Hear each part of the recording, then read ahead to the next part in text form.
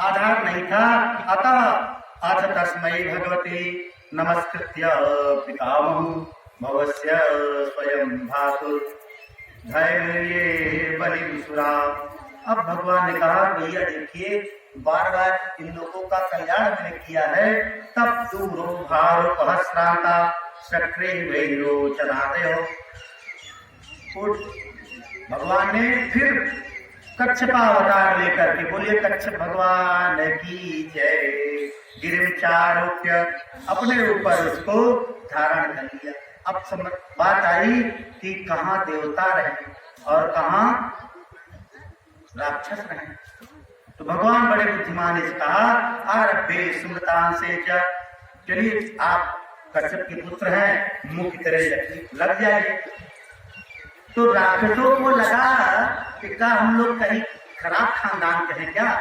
अरे हमारे पिता काश्यप, हम उसके सर के अमंगल पूछ की तरफ नहीं जाएंगे, हम लोग मुंह की तरफ।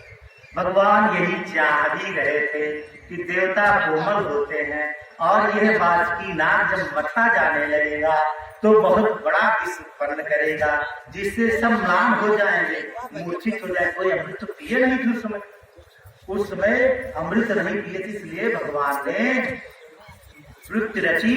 तो उन्होंने कहा नहीं हम रहेंगे, मुंह की तरह हमें लगेगा। ऐसा कर करके फिर समुद्र मंथन का कार्य प्रारंभ हो गया। अब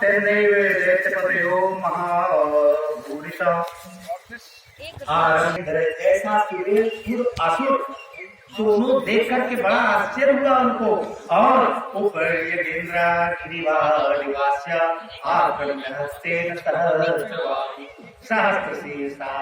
भगवान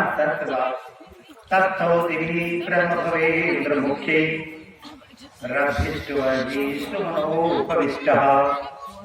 सुमन की वर्षा होने लगी। ऐसा शुभ कार्य प्रारंभ हुआ और सुमन की वृष्टि होने लगी। अमृत मथने जा रहे थे, अमृत की प्राप्ति के लिए कुछ मंगल होना चाहिए। सब लोगों ने अन्य देवताओं ने वृष्टि की।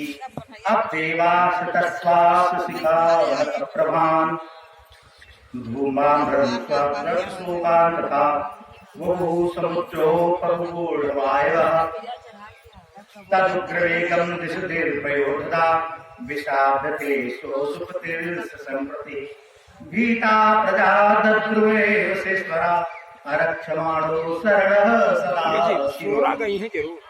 हाँ ये गोलोकितम देववरं लोक्या भवाय कालकूट विश्वा उत्पन्न होना। अब सब लोग परेशान हो गए।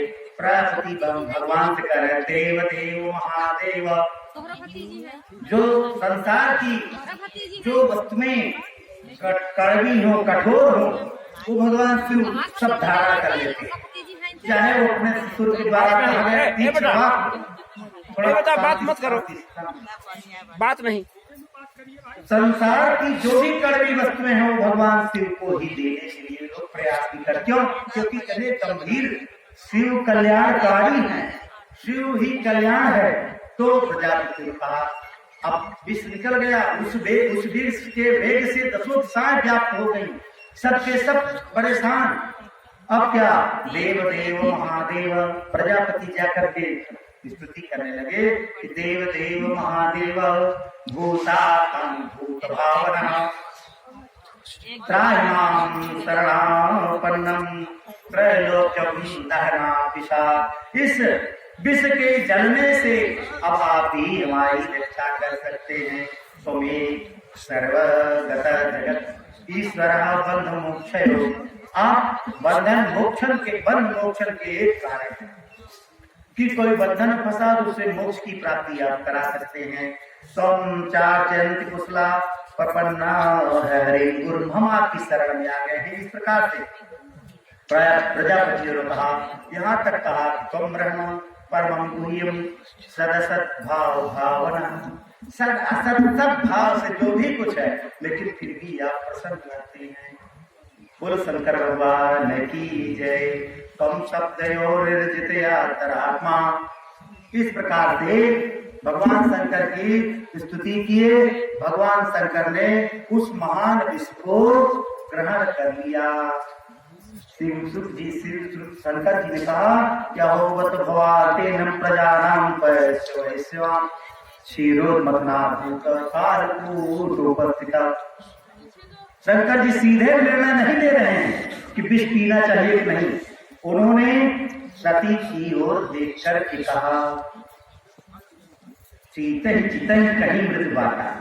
तो पहले दृष्टि से पहले उस पर विचार करना चाहिए क्या किया जाए। शंकर जी ने सती से कहा कि ये प्राणेश्वरी प्राण पांति साधव क्षरभंगुरा, इन साधनों को बड़ा कष्ट हो जाएगा। अब बताइए माँ सती भला कैसे रोकती है कि नहीं विष मत पीजिए। श्री सुखवार जी कहें किस प्रकार से सती से मंत्रणा की। बात करेंगे घर में चले जाए। नहीं एवं मंत्र भगवान भवानी विश्व भावना। सुखदेव जी कहते हैं कि जब भगवान ने सती से मंत्रणा की उसके बाद उन्होंने देखा कि भवानी ने उसका अनुमोदन कर दिया। वही विश्व का कल्याण है उसमें क्या था विषम जगमारे प्रभावज्ञानोदत। तब भगवान शंकर जी ने उस विष को धारण कर लिया। श्री शंकर भगवान की जय। ततः करतली कृत्या व्यापे हालाहलम विषम आभक्षो महादेव कृपया भूत भाव। अभक्षत उसको ग्रहण कर लिया किसने भगवान। संसार के कल्याण के लिए जीव के कल्याण के लिए समस्त जीवों के मनुष्यों के कल्याण के लिए उन्होंने उसको ग्रहण कर लिया। और यक्षकार गले नीलम तच्च साधु विभूषणम। ये नहीं के अंदर तक ले गए, अंदर तक नहीं ले गए, गले में उसको रोक लिए। यक्षकार गले नीलम तच्च साधु विभूषणम। उस विष के ग्रहण करने से भी उनको वो आभूषण के रूप में मिल गया। बोलो शंकर भगवान की जय। तप्यन्ते लोकतापेन साधव प्राय सोचना। इस प्रकार से ये भगवान शिव समस्त मनुष्यों के पाप ताप संताप को हरने वाले हैं, आशुतोष हैं, बड़े शीघ्र प्रसन्न। बहुत ज्यादा स्थिति नहीं करवाए। प्रजापतियों ने जाके कह दिया विष तकती है। इतने सरल छड़े तुष्टा छड़े रुष्टा। लेकिन एक और है बस जल्दी तो रुष्टा तुष्टा छड़े छड़े। इस प्रकार से भगवान ने उस विष को ग्रहण किया। समृद्ध अब इसके बाद क्रमशः धीरे धीरे उससे 14 रत्नों की प्राप्ति होती है। तत्उच्च श्रवा नामा है पांडुरा। उच्च श्रवा निकला उसको राजा बलि ने ले लिया। ठीक ऐरावत हाथी निकला जिसके 4 दांत थे। उस ऐरावत हाथी को इंद्र ने ले लिया। कौस्तुभ मणि निकली सब देवताओं ने कहा अरे भगवान है वन के कच्छप लगे हुए हैं वो भी उनको दे दिया जाए। भगवान को कौस्तुभ मणि दे दिया गया। इस प्रकार करो पारिजात निकला उसी समुद्र मंथन से।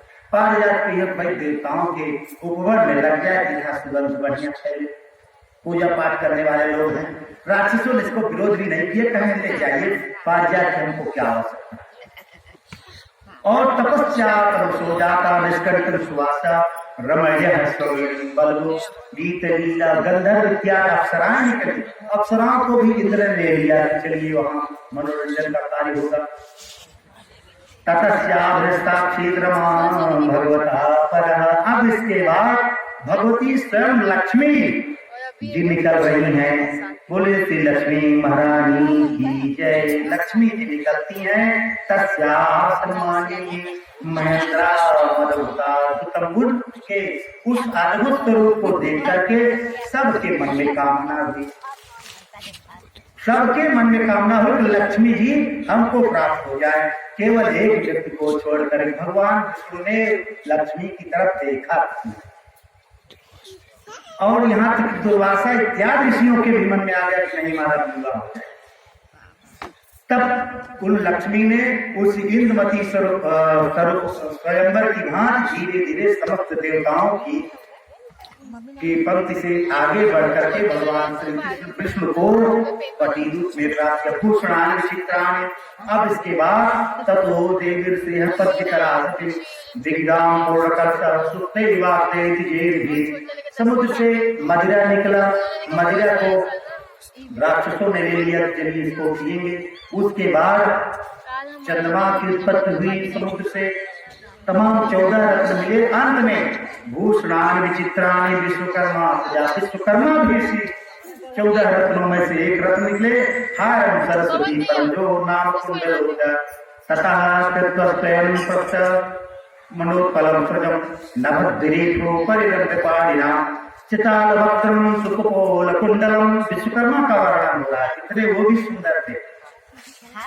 उसके बाद कुछ लोग बोलत कहा, आप लोग बोलिए नहीं, क्षमा मांगता हूँ। भजमन नारायण नारायण नारायण। इस प्रकार से भगवती लक्ष्मी जी निकली, विश्वकर्मा 12वीं राक्षसों को मिल गया। अंत में धन्वंतरी जी अमृत पूर्ण कलशम बिभ्रत वलयभूषितम सर्वे भगवतो साक्षात् विष्णुकांसात् संभवात्। बोलो धन्वंतरी भगवान की जय। विष्णुकांसात् संभवात्। वो धन्वंतरी साधारण नहीं, विष्णु के अंश थे, वही परमात्मा के रूप में अमृत का पूर्ण कलश लेकर के उपस्थित हो जाए। धन्वंतरी ख्याता आयुर्वेद, वही आयुर्वेद के जनक कहेंगे। तमालोक्या सुरै सर्वे कलशं चामृतावृतम्। कलश, अमृत कलश को देख करके सभी देवता असुरों के मन में बड़ी जिज्ञासा हुई। अब धन्वंतरी भगवान तो आए थे, लेखंतम सर्वस्तूनि कलशम तरसाहरम। आपस में लड़ने लगे और अंत में राक्षसों ने उसको छीन करके लेकर वहां से चले गए। राक्षसों ने छीन लिया। भाई राक्षस ज्यादा अगर बलवान ढंग से लग जाए तो देवताओं की दिक्कत हो जाती है। तो राक्षस असत जनाब कस्य भय न जाते, भला असज्जनों से किसको भय नहीं होगा। तो राक्षस वही थे ना, गर्हित कर्म करने वाले। अंत में भले ये हुए थे, लेकिन अमृत त्याग का उनको धैर्य नहीं रहा। अच्छी वस्तु अब उनको नहीं धैर्य रहा, छीन करके भागने लगे।